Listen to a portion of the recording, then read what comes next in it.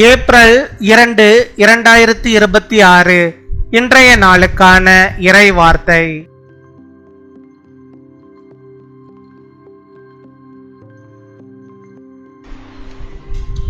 முழு மனதுடன் தேவனை நம்பு, அவர் உன் பாதையை நடத்துவார்.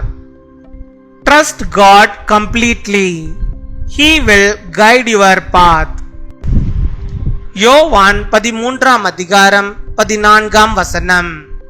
John chapter 13 verse 14.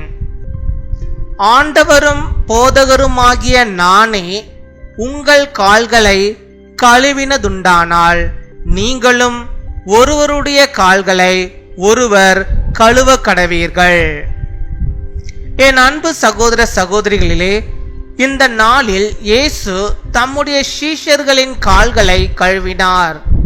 இது அன்பும் தாழ்மையும் சேவையும் காட்டும் ஒரு செயல்.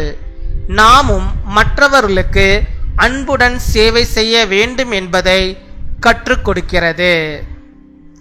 Now that I, your Lord and teacher, have washed your feet, you also should wash one another's feet.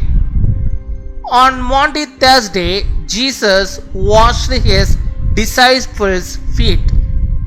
This act shows love, humility, and service.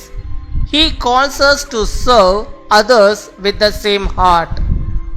நாம் அனைவரும் பின்வரும் ஜெபத்தை சேர்ந்து சொல்வோம்.